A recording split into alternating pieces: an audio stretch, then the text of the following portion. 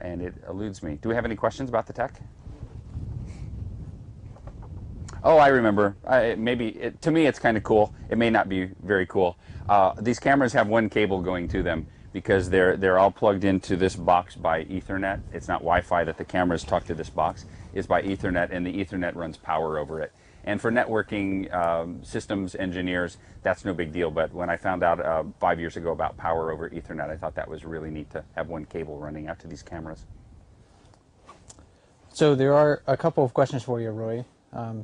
And hello, everyone. Mike is here, and you haven't seen me yet, but I'm here. He's the guy expertly guiding the camera around and tripping over our stuff that's behind us.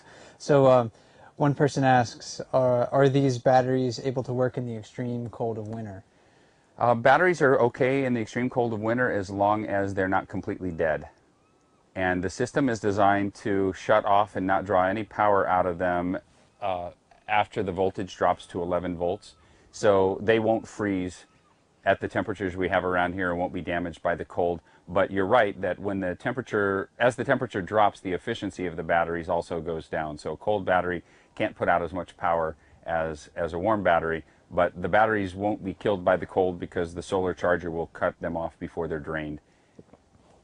And Mike, you are stepping on a cord, and if you end up stepping on one of the plugs, we'll be messed up. All right. So another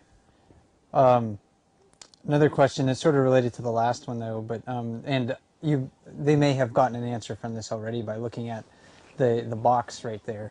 But how do you protect the batteries and the components from the elements over the winter? Is there anything specific that's done other than?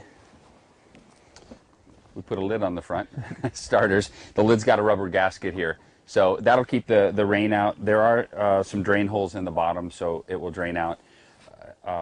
But we don't. It's not heated. It's not dehumidified or anything like that. It does generate a little bit of its own heat just from the electronics, but it's not. It's not really climate controlled. It doesn't have anything other than gravity drawing the rainwater out. And I took this off before we started the chat because we like to get in and plug into these batteries and check the condition too. But it just goes on, locks, and all of our boxes are locked like this, and they all have some rubber gaskets to keep the weather out. I'm guessing that's the kind of question, what they were looking for. We've got a vehicle going by. I don't think it's. Well, yeah, this is the loud one.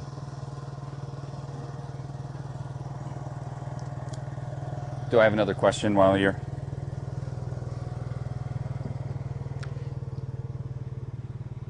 It feels markedly cooler today than yesterday. We have a little more sun, but we have breeze, and I think Mike and I were both feeling the winter chill coming on, and pulled out my mittens today, trying to get a little more comfortable. So another question: can you tilt/move/turn your solar array to capture maximum sunlight? No, these we have to pick the angle we want and leave them. The better systems that you would install would track the sun. If you were truly interested in getting the absolute most amount of power out of it, that's the way to go. But you also add a lot of complexity to the system, and in an environment like this,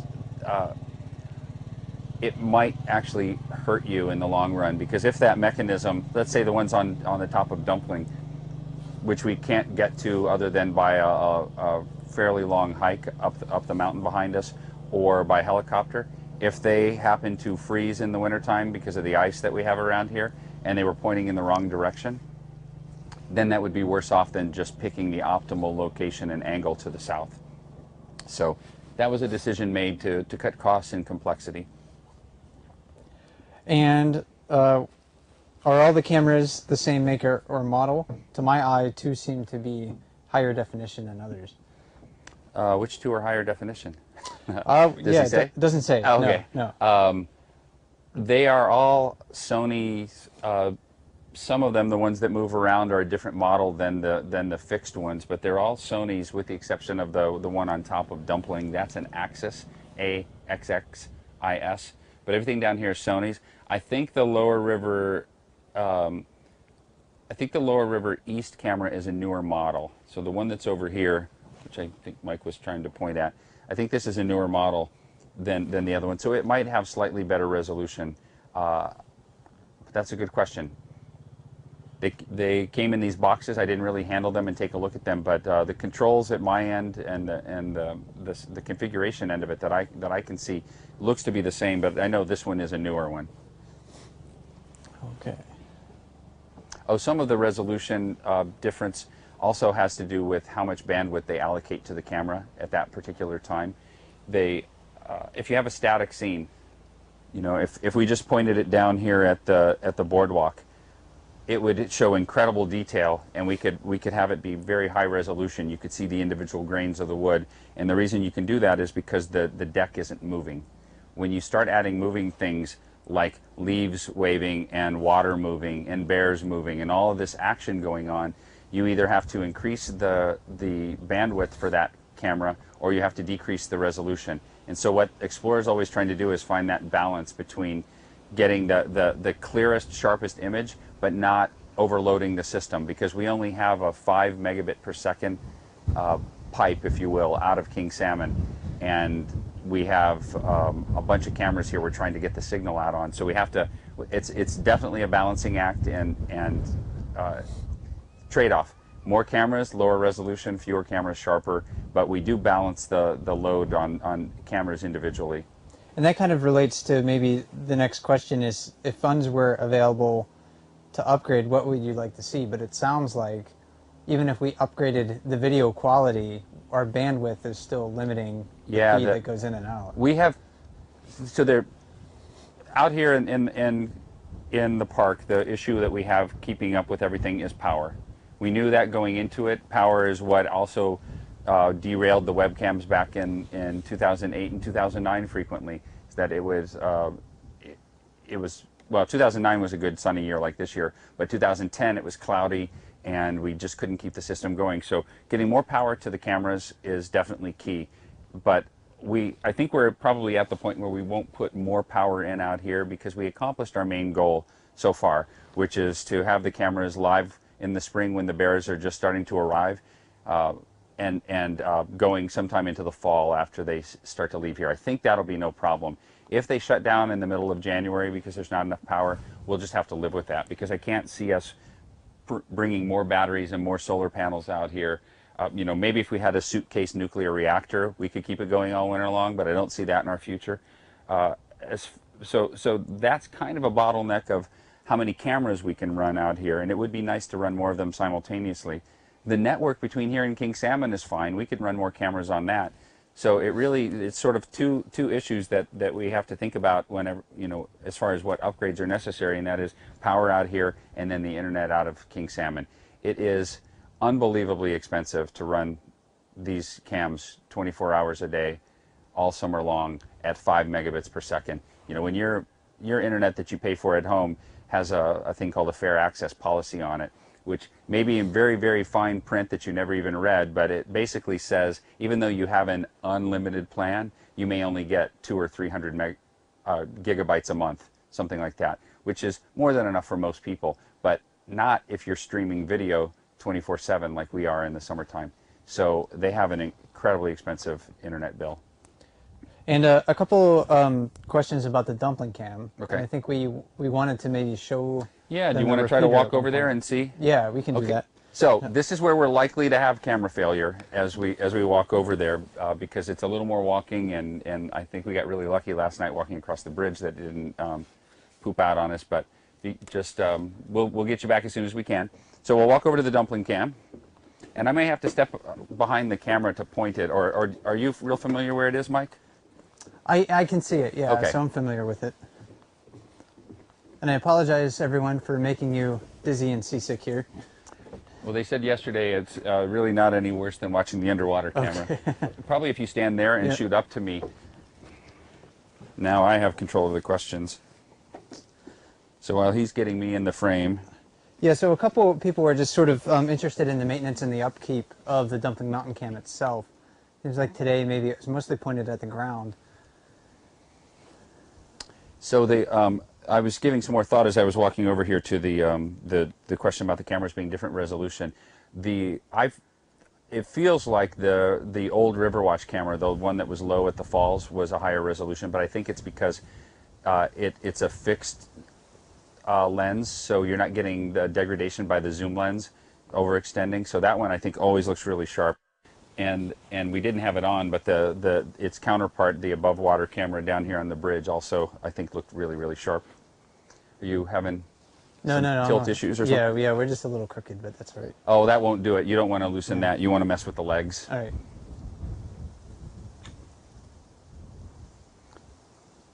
Let's see. How many cams will be left on after everyone leaves Brooks Camp was a question. That I don't know what will be on. We don't remove any of them other than the cameras that are attached to the bridge, because the bridge has to come out. So we'll leave on as many as we can, but the company that handles the webcams for Explore.org, IP Video Services Incorporated, they will be monitoring the power consumption and the power generation of the systems, and they'll help us decide how many cams we can leave on. Last year, we left the falls on.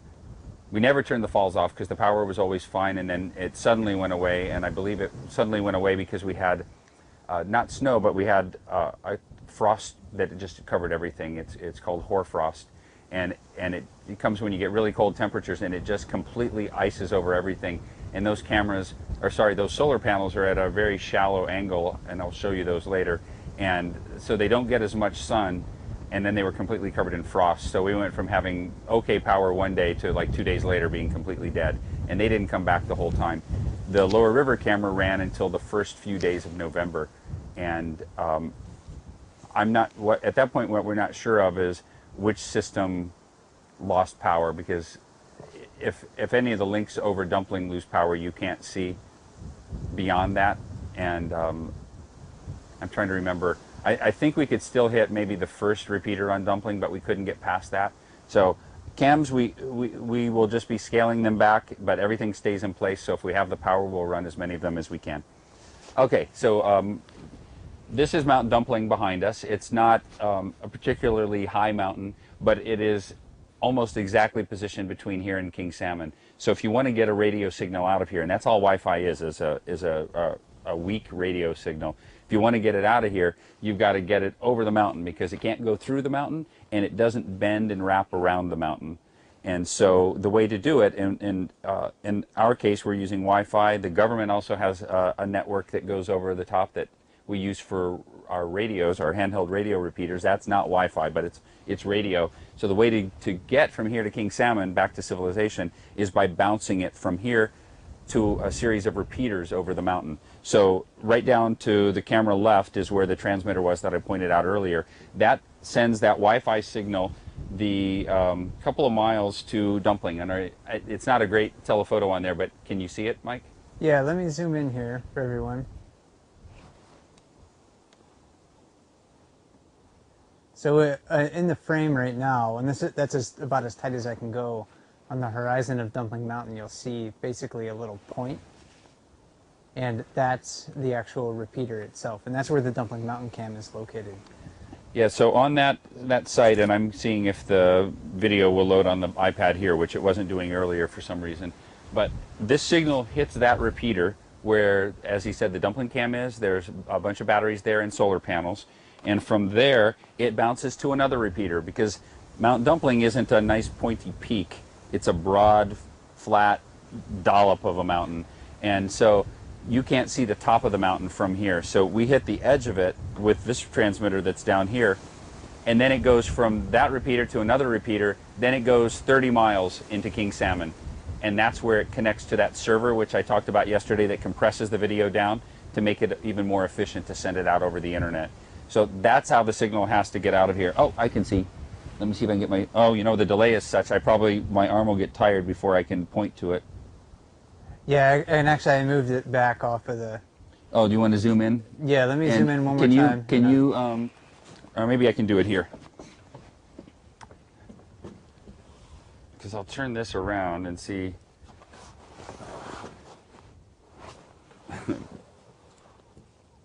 Okay.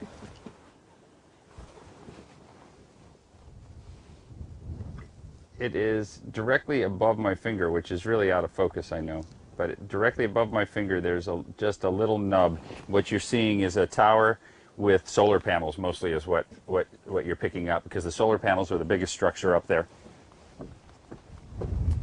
Okay. Let me see if I've got any questions to answer here.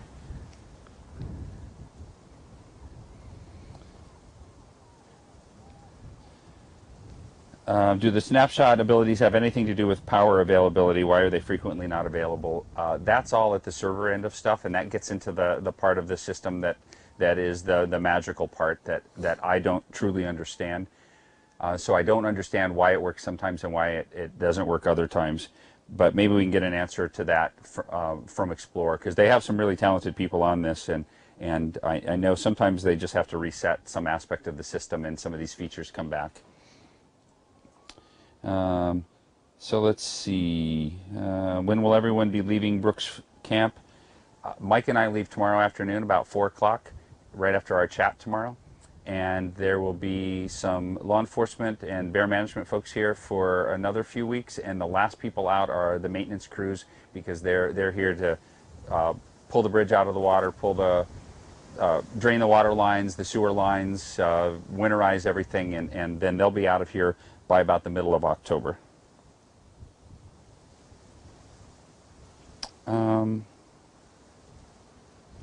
I had a question about, from a park management point of view, how helpful have the cams been to us? And that's a good question, because when we talked about putting the cams in, there were people that were concerned about putting the cams in, like they had no place in wilderness, and it's not technically wilderness here, but in wild areas like this. They had no place in wild areas, that they have that they'll draw too much attention to the place, that people should earn the right to visit. You shouldn't just be able to tune it into the TV. But park management, this is various people that we discussed this with, but park management felt very strongly that there was a place for the cameras here, and that this is a tremendous tool for us to bring the wonders of Katmai to the people of the world. Our visitation at Brooks Camp is only about 10,000 people a year, usually a little bit less than 10,000 people a year. And that's wonderful. We can't really probably accommodate too many more people. It gets very, very crowded here in July, which is when most of the people come. But to have people truly value and appreciate places like Katmai and Brooks Camp, you need more than 10,000 stewards a year. You need a bunch of people really caring about wild places like this. And you can write books about it, and that's a way to reach people. You can cooperate with documentary filmmakers, and that's a way to reach people. And so this is just another way of reaching out to people. And I felt very strongly when we were setting these up that I didn't want them to just be these one-way cameras where you're just peering into the lives of bears, and it'll be fascinating, and I had no doubt people would be addicted to it. But I wanted there to be more interaction with the staff here, and for us to have these one-on-one conversations. And I think the staff now in Katmai, for the most part, and I know the National Park Service, are very excited about opportunities like this. We have a goal as part of our 100th anniversary of the National Park Service, which is coming up in 2016. We have a goal to start to utilize digital technology more, because it makes the parks accessible to everybody, not just the people that can afford the time or the money that it takes to go visit a park. And Katmai is an expensive place to visit. And it requires flying in a small float plane. And I know from reading questions on the iPad that flying on a small float plane is not something that a lot of you are very excited about. So this is just a wonderful way for us to share the incredible scenery and the lives of the bears with everybody. Yeah, I think it's been a really good thing for the park and a good thing for the Park Service. I rambled a little bit there, but let's see. There's 7 more comments here, and then what time is it? I think we'll probably take a break for a little bit, get the stuff back on the charger, and then we'll hopefully have our bear management person joining us here in about 20 minutes. So maybe just a couple more questions. Any more questions on the tech side of things? Let me see. Lots of bear pictures, or bear questions again. Well, I'll go ahead and answer the question about the people rafting. The many of you saw the folks going over the falls in the raft last night, and they are not NPS employees. They are not spouses or relatives of NPS employees. We know who they are, and what the act of rafting the river and going over the falls is not specifically prohibited. The river is open this time of the year to people fishing, to people walking it. The only thing you can't do is fish within 100 yards of the fish ladder at Brooks Falls. You still, however, even though the river is open to walking and rafting, you still have to maintain 50 yards from bears. And it's pretty obvious looking at the video that the individuals in that boat did not maintain 50-yard distance from the bears. And so while the rafting was not illegal, if they did get closer than 50 yards to the bear, that was a prohibited act. And I'm not going to go into a lot of details on it because, you know, that's something that the park is looking into right now. But we know who they are. We know about it. We, like many of you, we wish that people wouldn't do that because it does put their lives at risk. Going down the river that close to bears, going over the falls, if anything had happened, they would have been right there in the jacuzzi splashing around, just like any of those bears that were around there may have come and investigated, and that wouldn't have been a good thing. But I think the best thing to do is to stop drawing so much attention to them. I sort of view that activity like an internet troll who gets online and tries to stir things up. And so if we draw attention to it by posting the videos and the photos elsewhere, I think we're kind of rewarding that behavior. And I don't think anybody really wants to see lots of people going over the falls, because you didn't come here to watch that. You came here to watch bears. Do you want to point over at the magpie? Yesterday when we tried doing the magpie, that's when we lost our signal. Oh, that's a bashful one. I think we got a couple seconds. Did you get a few seconds of it? Okay. So let's see, answered that question. We'll save the bear questions for later. Although I can answer quickly, bears start going into hibernation the end of October. Somebody said the cams have made them want to visit, and we hear that a lot from people that call and write the park over the winter wanting to know about visiting. They say that they knew about the place or they didn't know about the place, but now after watching the cams they really want to visit. And that was, you know, probably the biggest concern that folks had here, is that we know that we're pretty much at capacity. I mean, the lodge is already full for July of next year right now. The campground will be full within hours of the permits going on sale. So we're already pretty much at capacity, so there was a concern that we might draw more attention to it. That's not to say that, you know, seeing these cams and wanting to come here is not valid. You know, that's wonderful. I wish you guys could all come and see it, and I know a bunch of you are planning on trying to come next year, and that'll be really fun to meet you.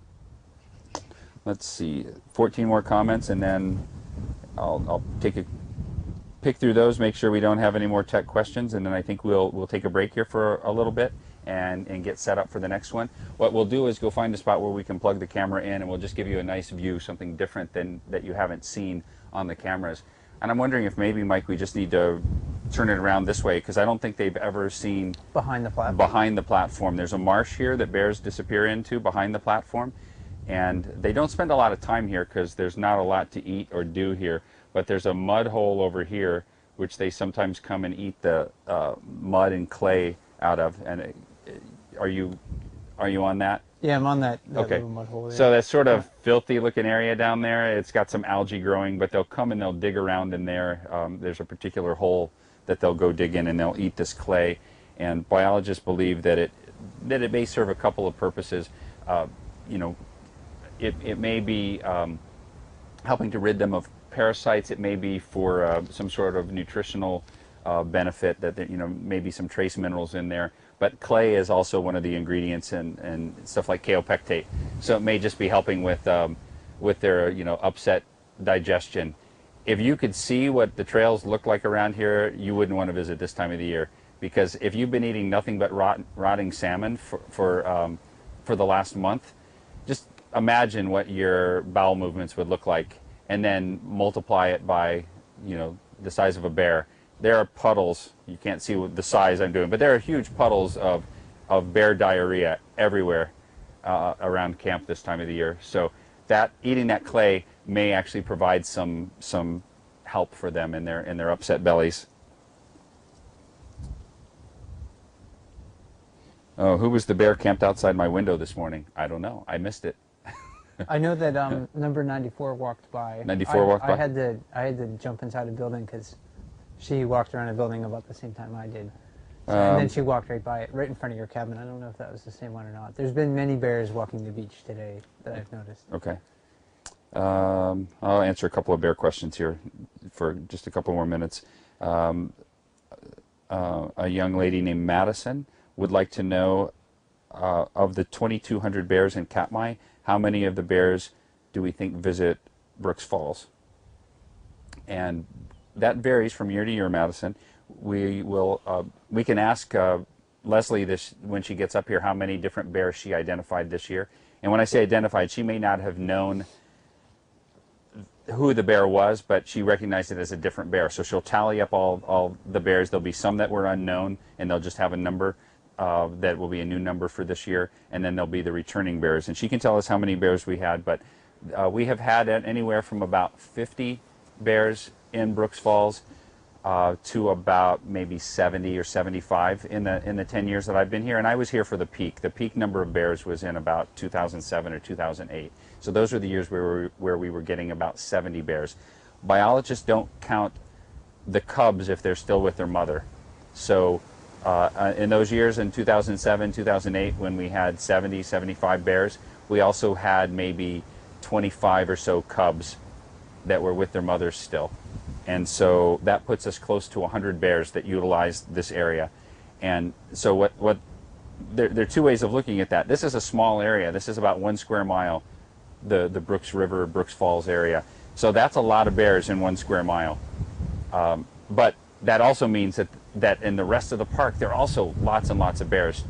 200 bears roughly for the whole park. So this is an area with one of the densest populations of bears around. There are more bears in this part of the world than there are people. King Salmon and Naknek, the two towns, there are only about 750 humans, and this area the peninsula has, gosh, we say it in the film and I can't remember now, like 30,000 bears on the Alaska Peninsula. Way more bears than people. So I hope that answers your question, Madison.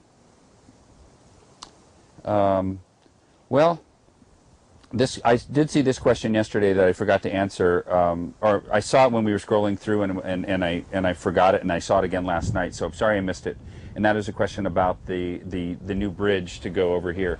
And it looks like the park will be receiving funding for that bridge starting in 2015, and that means we would start the first phases of construction in fall of 2015. So the money would come in October of 2014, which is our fiscal year 15, and then we would build the bridge. The bridge would start at the lodge, and we haven't shown you the lodge because we don't have Wi-Fi there, but some of you have been to the lodge. It would start right at the lodge between the lodge office and the dining hall. It would come down, cross about where the current bridge is, join the lower river platform over by the satellite platform where we started the chat this morning, and then continue on up to an area that I also can't show you because it doesn't have Wi-Fi coverage, but it's where the bus gets parked. And Mike is panning the camera over that way, and we'll maybe show you or what you looking at, Mike? Well, that's the direction that the bridge is going to go, basically. Oh, no, that way.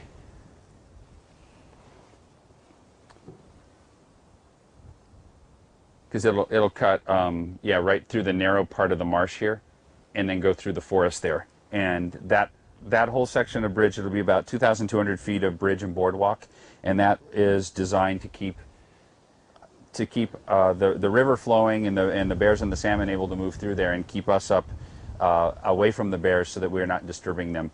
And so construction on that should start in the fall of 2015. It's going to take 2 years to build, and most of the work will be done in the wintertime, at least according to our current plan. So you can check on the park's webpage to read more about that. I think it's all still there. After I said that, I thought maybe I need to check the links to make sure those are still valid. But the plans for how this is going to be designed and built went through a public comment period last year, and so those documents, I believe, are still on our website. Okay, I swear this is the last one. I hate to leave so many questions on the table here. Is it possible to get a webcam on Margot Creek when things are slow in August? Nope. Margot Creek is in designated wilderness, and so we're prohibited from putting installations in designated wilderness unless that construction is necessary for the management of that wilderness. So putting a webcam in there would not be consistent with the 1964 Wilderness Act, and it'd be cool. There are lots of places in this park where it would be amazing to put cameras, but we have to be very careful about not intruding into the wilderness with technology like this. What camera are we using for the salmon camera? Is it the same as the surface cameras? It's the same as the above water camera, which has not been on, and the river watch camera. Same, exactly the same. They're small, about the size of a small can of tomato paste. Cameras that fit inside some waterproof housings. They're fixed. They don't zoom. They don't pan. They don't tilt. They're just stuck in one view. And you'll notice that they're all off kilter a little bit. When we were mounting them, we didn't have the network running because we were sort of building it from both ends, and so we couldn't check the pointing of the cameras until everything was sealed up and we were sitting back at home. So we'll get those level for next year. Okay, I think that's going to have to be it for now. I'm, again, sorry if we missed some of your questions, but we'll be back live here in maybe about 15 minutes or so. And in the meantime, we're going to give you a nice view off across this marsh behind the platform, and you can look at the mountain, and that is Mount Kelez, K-E-L-E-Z. It's one of the places where the bears around here will go to den. You're not going to see any bears marching up there going into hibernation now because there's still too darn much food to eat down here. But we'll go ahead and turn off our microphones now, and you can enjoy that for a few minutes. And we'll see you back here to talk again about bears and less about technology in about 15 minutes.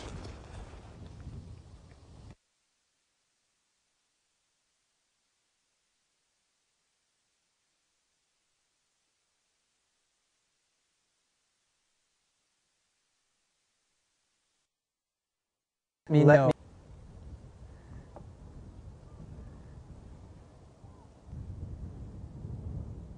And I can try another test too. So if you can hear me, let me know.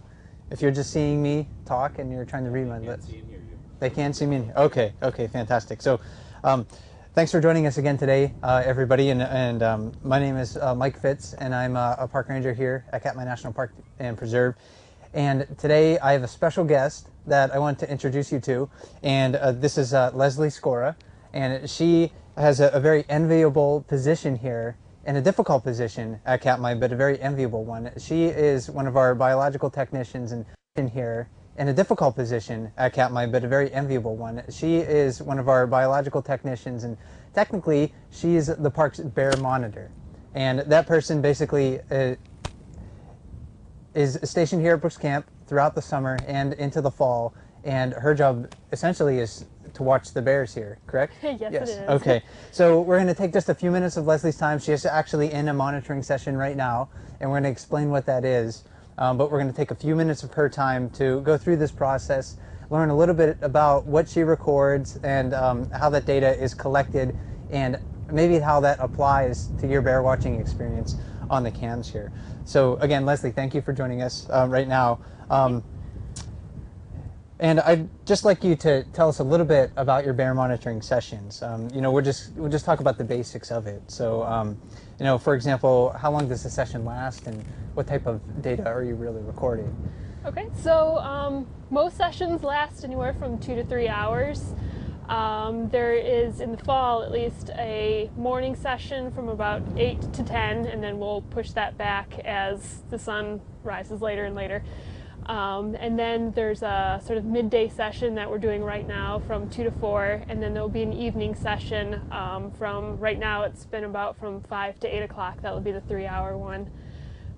It's just to get a sampling from each part of the day, morning and midday and evening.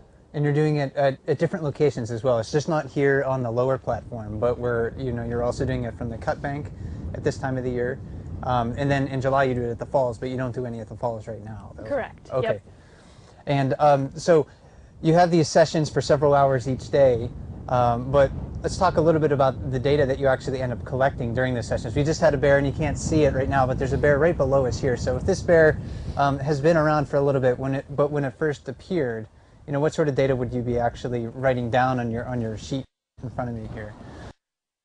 So every 10 minutes I'll conduct a scan, and usually it'll start from upstream and continue downstream, and I'll be noting each bear that I see and what it's doing. So that bear just kind of jumped into the river right then, and I'd call that fishing.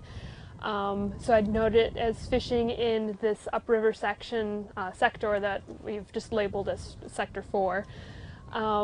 And then I would try to identify it, or at least write a description if I couldn't immediately identify it, and then would move on to whichever bear came next.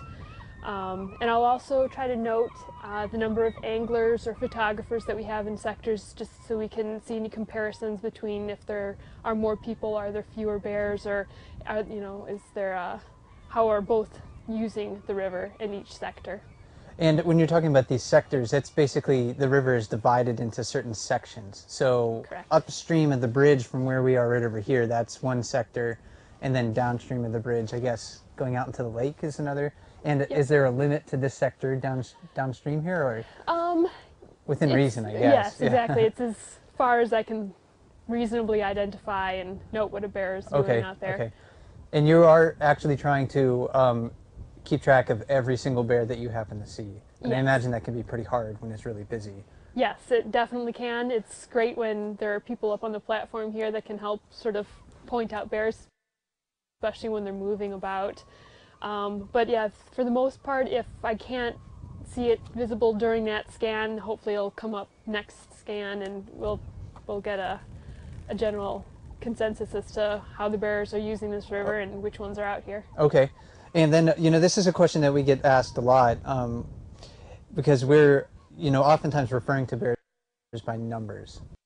And we know that a lot of the bears have nicknames, but they're sort of unofficial, and, they don't really count towards anything. But all of the bears that you identify as an independent bear are assigned a number after you see them so many times. So could you talk us through that process about how a bear would be assigned a number, and perhaps how many times it has to be seen before it actually is assigned a number? Right. This season it's been, if I've captured it during a scan in a monitoring session and can write a description and have photos of it, we've called that an independent bear that's worthy of getting a number. And this year we started in the 450s, so each year we'll go to a different hundred section. So if this year it was in the 400s, and we believe we left off from the previous 400s year at 450. And so that first bear that I encountered was assigned the number 450, the next 451, and so on. And if there had previously been a bear that had, let's say 451 number, if we haven't seen that bear in over 5 years, we would discard that number for the previous bear. Okay. And when you're monitoring, we understand that it's really difficult to identify the bears. On the cams, especially, we're not really necessarily seeing the level of detail that maybe you can get with the naked eye or through binoculars or so. So what sort of identifying features are you really looking to tell each one of these bears apart? You're right. It is quite difficult to be able to identify bears. So I try to use a variety of different features. And that way, as they're changing throughout the season, they're putting on weight, they're shedding their coat, I can still sort of try to pick things out. So one of them would be their coat color. If they're blonde, dark coat, a grizzled coat. And also, do they have like a lighter neck, or perhaps their head or ears are a lighter color. And then after that, I'll try to look at facial features, and that's usually really good because they don't change as much when a bear puts on weight or is shedding its coat. So things like ears, their color, if they're lighter than the coat or the same color, perhaps just the tips of the ears are lighter, or the edges. And the ear shape is also very good, if it's a rounded ear or a skinnier oval ear. Triangle eared, exactly, and then we have Ted, I think, is the best example of that. So exactly, yeah. And also just how they carry their ears, the position of their ears. Are they farther back on the forehead? Does the bear pin their ears back more, or do they kind of perk them forward a lot? which then gets into behavioral characteristics are also good when I can't immediately identify a bear. Some bears tend to fish at a particular spot in the river or at the falls or along the lower river, along the bank. Some of them are more timid or more dominant, and it's also really great to just note that, as well as some other features. Like their muzzle, some of the larger males have like a big blocky wide muzzle that'll sort of taper to their nose, whereas a younger subadult might have a skinnier, narrow, pointy muzzle. And then things like claw color. I know we have the bear that's nicknamed Flo, has very pronounced white claws. Unfortunately, we can't always see the claws, so that's why having a variety of distinctions helps to identify her. And other bears will have like tan claws or dark claws. And scars can be helpful too, although it's pretty amazing how quickly the bears can heal and how well they can recover, so I try not to depend too much on newer scars. I have found those features to be very ephemeral as well. I mean, in July they're great, but at this time of the year, almost no scarring is visible at all. And you also take photographs of the bears as well, too. Yes. And you're comparing them from to past years, and that must be an incredibly useful tool for you to try to identify each one of these bears, because this is your first season here, so you don't have prior experience with these animals. Definitely. It is really great. Also, bears don't always come back year after year. They might try somewhere else for a season. So even if I look back in 2012, that a bear that I see in front of me might not have been around there, so it's great to then be able to, all right, was it here in 2011, and what sort of descriptors has that person noted from before about that bear, about ears and coat color and claw color, that sort of thing. And my iPad went to sleep here, so let me wake this up. We, are often asked as well, how many bears are here, and we can give them rough estimates or so. But if you can remember, and I'm not sure if you can remember off the top of your head, how many bears did you really sort of identify from July, independent bears that were using the river here? We had about 50 independent bears. Okay. And that's pretty normal, maybe a bit fewer than last year, where I think we had around 60. And this year so far, I'd say we're coming up close to 40 that have been able to identify, perhaps not put with their correct number yet, but at least are recognizable as individual bears. And in July, do you remember how many females with cubs we had? We didn't have that many. It seems like very few. Right. I believe we just had 2 sows with cubs. One had the 3 spring cubs, and then the other has the 3 yearlings. Okay, so very few of those. And those are, for many of us, those are the easiest ones to sort of track and follow, because those dependent offspring, narrow down the number of bears it can be to just a very, very few in numbers. So I did have one sort of last question for you, and this is kind of just a fun one. But what was what your most memorable wildlife sighting this summer that's not a bear? Because you get to stand here on the river hours on end every day, and I'm sure there are days where you don't want to do that. You'd probably rather be inside. It's chilly today. At least it's not raining or snowing. It probably would be cold enough to snow right now. But when you're sitting in the tree stand at the cut bank, or you're at the falls, or even down here, what was really one memorable wildlife sighting that you had? It wasn't a bear, of course. Right. The bears are spectacular, but yeah, there's so many wonderful, wonderful things to view here.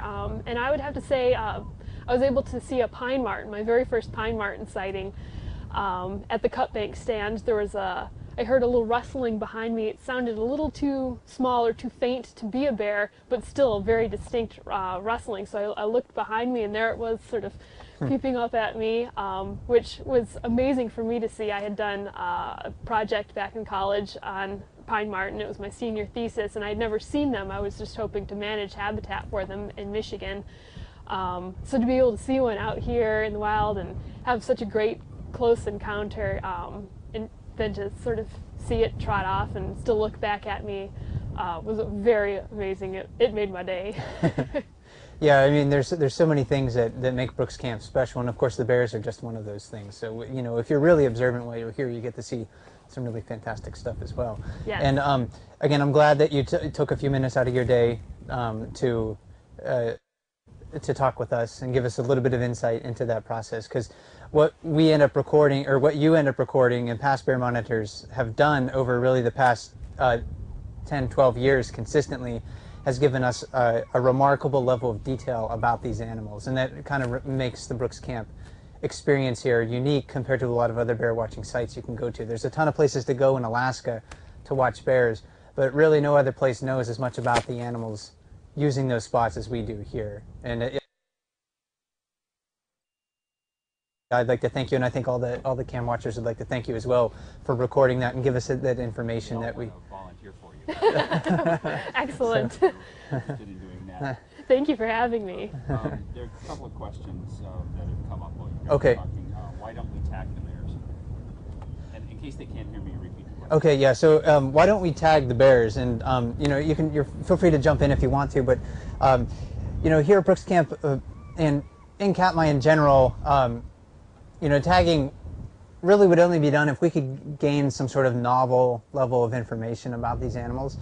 Currently, you know, no one is proposing a study that would necessarily need, you know, radio collars or ear tags or anything like that to identify the bears. It probably would make it a lot easier, I think, for Leslie if, you know, the bear out here right now had a yellow ear tag on its right ear and the one had a red ear tag on its other ear or something like that. But it really wouldn't give us any extra level of detail than we're already gaining, for instance. And also, it's difficult to manipulate the animals. You'd have to tranquilize them. You have to keep other bears away from them while they are tranquilized, because if a bear does happen to come in, and this has happened here in the past, if a bear happens to find a tranquilized bear, it may start to feed on it thinking it's dead. And bears could maybe run into the river and drown. And I don't know if there have probably been times this summer you would like maybe an ear tag or something just to make those real hard to identify bears identifiable. But have you had really a real difficult time identifying the animals? Once you start to stare at them, there's their Right, usually differences? it's, yeah, once you can stare at a bear long enough, but taking photos is great too. The, I guess, difficult part is if, you know, they're far away or hiding behind grasses and shrubs and stuff. But in which case, you know, an ear tag is not going to be any more helpful than just a really good photo would be, especially with all the previous years of data that we have. They're not data on ear tags of different colors and such. Plus, there's just so many bears out here, and ones that return from a couple years ago and such. So to be able to follow each of them with an ear tag, there'd be a lot of tagging going on. Yeah, that's something I didn't consider. Just the sheer number of bears would make that sort of almost impossible, really. And as a photographer, I have to chime in with the sheer amount of time it would take all the photographers to Photoshop out the ear tags out of all the bears. That's another important point too. A lot of people are coming here specifically to photograph wild bears that are not marked. And you can come to Katmai and you know that when you find a bear, you're not going to be looking at one with an ear tag or a radio collars, and that can make them quite photogenic for a lot of people. They've pointed out that you rock. Oh, great. That should make you happy. Woohoo! They want to know about the necropsy of the dead cub. And I think that was taking place this morning. And yeah, So I should. I'm not sure you can hear. Maybe I Yeah, can stand yeah. here. So Roy was asking. We got a question about the necropsy of the dead cub that we happened to collect yesterday, and I think that was scheduled to happen this morning, but I haven't heard anything else about it. So I don't really know what the results are, or even if they have done it. I haven't heard, but I heard it was just scheduled for this morning. So that's about all I can tell you at this point. And when we get more information about that, we'll certainly let you know. Several people had never heard of a pine marten before, so Ah. you introduce a new species to the world. Excellent. It's adorable. And so they said, it's so cute. Yeah, yeah. If you haven't seen a picture of a pine marten, Google it right now. Really cool members of the weasel family. A bit more arboreal than some of the other weasels that you'll see maybe running around on the ground here at Brooks Camp. And I've actually never seen one here in Katmai. They're documented here, so I'm kind of jealous of Leslie's sighting because I'm trying to check all those species off my list if I can. So we're coming up on 2:30. Maybe look for one more question here. Okay, Unless yeah. you had something else to answer, and then we'll let Yeah. you get back to work. Okay. And we'll head up to the falls. Let me see. reloading the comments.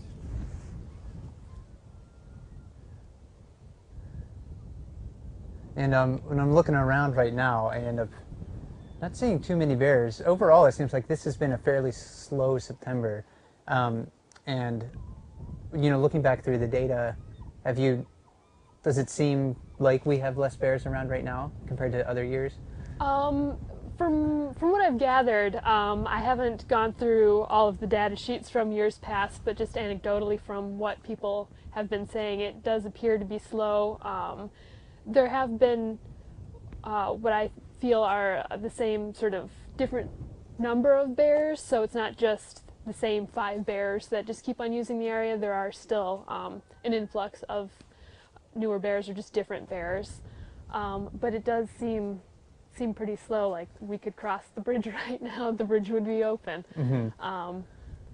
But okay, well, the last question is for you, Leslie, and that is, have you had any too close encounter with a bear? I had any too close encounter with a bear? Gosh, I'd say sometimes, well, part of the monitoring in July is to do an overnight session where I'll be up at the falls, usually with a volunteer, just to make things safer, and we can keep each other awake for the overnight sessions. But that does involve hiking out to the falls at around 10 o'clock at night and then hiking out at 7. And that's usually when there are sort of bears running about and their trail hasn't been used often. So there have been a number of times where a bear has jaw popped at me or huffed right from a tree right by me on the trail that I was unaware of, or bears popping out of the woods and running down the trail to use as a corridor, just chasing each other. Luckily they weren't after me or anything like that, but it'll definitely it'll wake you up in the morning even if you've only gotten about 2 hours of sleep. Yeah, and I think every one of us here probably has many stories similar to that, where you're walking down the trail and you just start daydreaming for 10 seconds or so, and that's the wrong 10 seconds to daydream, and there's a bear just off of the trail. So, exactly. Yeah, so you know, no matter when you happen to come here at Brooks Camp, there's no bear-free area here, and you definitely have to be aware of your surroundings, and that's why viewing bears on the wildlife platforms like we're standing on right now is so ideal, because you can sit up here, you can relax, and you know, you can happen to just watch everything you know, take place right in front of you and do it relatively safely in a stress-free environment. So again, Leslie, thanks for joining us this afternoon, and I think we're gonna take another break here, and we're gonna Roy and myself are gonna try to go to the falls this afternoon, show you some things up there, and we'll talk to you I guess in a half hour, 45 minutes, or an hour. Yeah, it's a little longer to get up there. So let's say 3:30. We'll be live up at the falls or thereabouts. All right, so 3:30 it is. We'll talk to you then. And thanks again, Leslie. Thank you very much. Like my the one thing.